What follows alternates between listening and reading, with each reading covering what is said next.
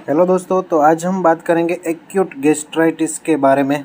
Gastric, आप समझ गए होंगे कि एक्यूट गैस्ट्राइटिस का मतलब होता है, गैस्ट्रो का मीनिंग होता है स्टमक से रिलेटेड, और आइटिस का मतलब होता है इन्फ्लामेशन, यानी कि हमारे स्टमक में कहीं पर इन्फ्लामेशन हो जाए तो उसको गैस्ट्राइटिस बोलेंगे। तो इस वीडियो में जानेंगे गैस्ट्राइटिस, एक्यूट गैस्ट्राइटिस क्या होता है, साइन एंड सिम्टम्स क्या होते हैं, कॉजेस क्या होते हैं और क्या इलाज दिया जाता है। तो दोस्तों वीडियो को लास्ट तक देखना। हमारे चैनल पर नए हैं तो प्लीज़ जल्दी से जाके सब्सक्राइब करना। तो सबसे पहले जानते हैं कि एक्यूट गैस्ट्राइटिस क्या होता है। तो जैसे कि आप यहाँ पर देख रहे हो, ये हमारा डाइजेस्टिव ट्रैक्ट है, ये हमारा स्टमक है, ये हमारे आंतें हैं। तो इसमें अगर कहीं पर जो स्टमक में इन्फ्लामेशन हो जाए, स्टमक की जो अंदरूनी लाइनिंग होती है उनमें कहीं पर इन्फ्लामेशन हो जाए तो उसको एक्यूट गैस्ट्राइटिस बोलेंगे। सडन इन्फ्लामेशन और swelling in the lining of stomach, उसको हम गैस्ट्राइटिस यानी कि हमारे स्टमक के अंदर इन्फेक्शन हो चुका है, एक्यूट गैस्ट्राइटिस हम बोलेंगे। और स्टमक में इन्फेक्शन हुआ है तो हम उसको गैस्ट्राइटिस बोलेंगे। और स्टमक के साथ में हमारे आंतों में, हमारे इंटेस्टाइन में भी इन्फेक्शन हुआ है तो उसको हम गैस्ट्रोएंटेराइटिस बोलेंगे। और सबसे ज़्यादा इसका कॉमन कोज है वो है जो नॉन स्टेरॉयडल एंटी इन्फ्लामेटरी दवाइयाँ और जो स्टेरॉयड दवाइयाँ, जो पेन किलर दवाइयाँ और स्टेरॉयड दवाइयाँ हम जो खाते हैं बार बार, उसकी वजह से ये सबसे बड़ा कारण है गैस्ट्राइटिस होने का, पेट में, स्टमक में इन्फेक्शन होने का। तो आगे बढ़ते हैं, बात करते हैं कि क्या क्या लक्षण, क्या क्या साइन एंड सिम्टम्स दिखाई देते हैं एक्यूट गैस्ट्राइटिस में। तो सबसे पहले तो स्टमक अपसेट रहता है और उसमें दर्द होता है। और स्टमक के पार्ट में जो हमारा एपिगैस्ट्रिक पार्ट होता है वहाँ पर पेन होता है। स्पेशली एपिगैस्ट्रिक पार्ट कौन सा होता है मैं यहाँ पर दिखा देता हूँ। हमारा स्टमक का ए वाला पार्ट होता है, वो एपिगैस्ट्रिक पार्ट बोला जाता है। तो ए वाले पार्ट में हमें दर्द हो सकता है। उसके साथ में बेल्चिंग और हिकअप्स हो सकती है, यानी कि खट्टी डकारें आना और हिचकी चालू हो जाना। और एब्डोमिनल ब्लीडिंग भी हो सकती है क्योंकि क्या है कि जो लाइनिंग से जो हमारी जो स्टमक की, वो उसमें इन्फ्लाम्ड हो चुकी होती है तो उसमें से ब्लीडिंग, अंदरूनी ब्लीडिंग भी हो सकती है। और कभी कभार उसमें अल्सर्स बन जाते हैं तो उस वजह से भी ब्लीडिंग हो सकती है। साथ में नोज़िया और वॉमिटिंग हो सकता है, यानी कि जी मचलाना और उल्टी होना। और फीलिंग ऑफ फुलनेस और बर्निंग इन योर स्टमक, यानी कि ऐसा लगता है कि पेट पूरा हमारा भरा भरा फूला हुआ लगता है। और साथ में स्टमक के पार्ट में और हमारे जो छाती के पार्ट में हमें बर्निंग सेंसेशन होता है, जलन जैसा महसूस होता है। साथ में भूख ना लगना और जो वॉमिटिंग और हमारा स्टूल है उसमें भी ब्लड आ सकता है। तो ये थे एक्यूट गैस्ट्राइटिस के साइन एंड सिम्टम्स, यानी कि लक्षण। आगे हम बात करते हैं एक्यूट गैस्ट्राइटिस होने के कारण क्या क्या है। तो उसमें सबसे पहला, जैसे कि हमने बात की कि जो पेन किलर दवाइयाँ हम खाते हैं और स्टेरॉयड दवाइयाँ हम खाते हैं, जो नॉन स्टेरॉयडल एंटी इन्फ्लामेटरी दवाइयाँ हैं, उसके कारण ये हो सकता है। उसके अलावा बैक्टीरियल इन्फेक्शन, एच पाइलोरी नाम का, हेलिकोबैक्टर पाइलोरी नाम का बैक्टीरिया होता है, उसका इन्फेक्शन हमारे स्टमक में हो जाता है तो उसके कारण भी एक्यूट गैस्ट्राइटिस हो सकता है।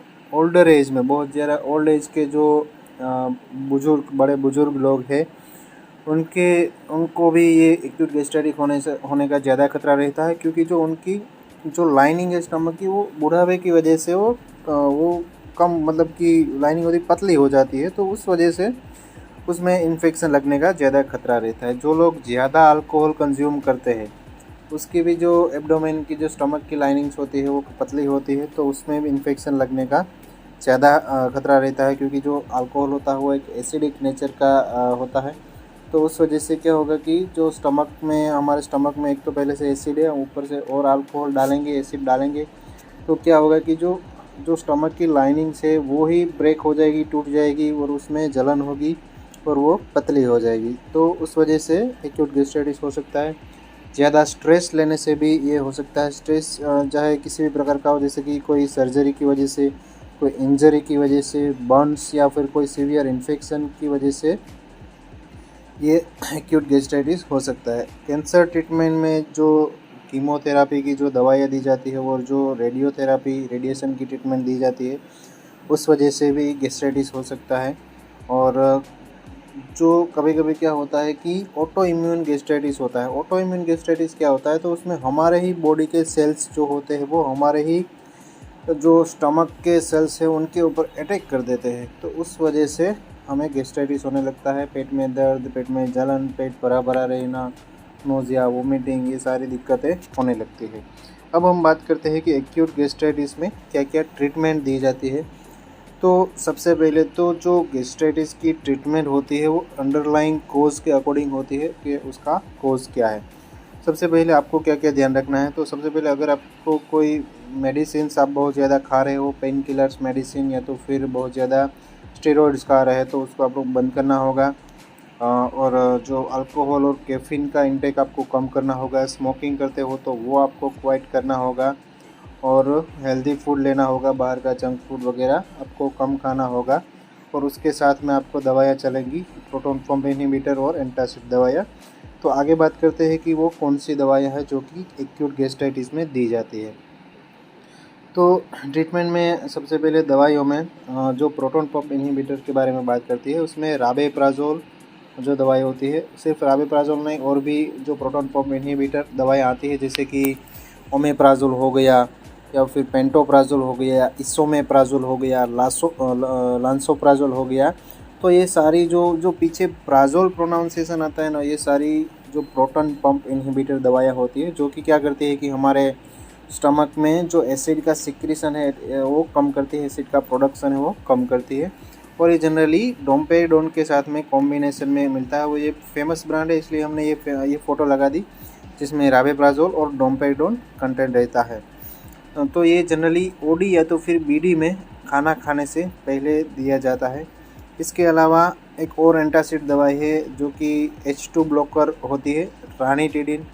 और इसमें और भी H2 ब्लॉकर दवाई आती है, जैसे कि फेमोटिडिन आती है और रानिटिडिन आती है, जिसमें पीछे टिडिन प्रोनाउंसिएशन होता है। वो सारी दवाइयाँ होती है, वो ये H2 ब्लॉकर्स दवाइयाँ होती है, H2 ब्लॉकर एंटासिड दवाइयाँ होती है। तो जो रानिटिडिन है वो भी वो 150 मिलीग्राम के फॉर्म में भी आती है, 300 मिलीग्राम की भी आती है। तो जनरली 150 मिलीग्राम की जो गोली होती है रानिटिडिन की, वो बीडी में सुबह शाम खाना खाने से पहले इस तरह से दी जाती है। इसके अलावा अगर बैक्टीरियल इन्फेक्शन है, H. पाइलोरी का इन्फेक्शन है, तो उसमें एमोक्सिसिलिन जो कैप्सूल होती है, एमोक्सिसिलिन एक एंटीबायोटिक दवाई है जो कि बैक्टीरियाज को मारती है। तो उसमें एमोक्सिसिलिन कैप्सूल बीडी में दी जाती है और 7 से लेकर 14 दिन के लिए चलाई जाती है, अगर बैक्टीरियल इन्फेक्शन H. पाइलोरी का इन्फेक्शन है तो। और स्टमक में एसिड का सिक्रेशन बहुत ज़्यादा होता है और उसमें बर्निंग सेंसेशन बहुत ज़्यादा होता है, तो उसको कम करने के लिए, जो स्टमक का एसिड है उसको न्यूट्रलाइज करने के लिए डाइजिन जेल आती है। तो ये जो स्टमक में जो एसिड है उनको न्यूट्रलाइज कर देता है, तो उस वजह से स्टमक में, पेट में जलन वगैरह कम हो जाती है। तो जो डाइजिन जेल होती है वो 10 से 15 ml दिन में 3 बार आप ले सकते हो।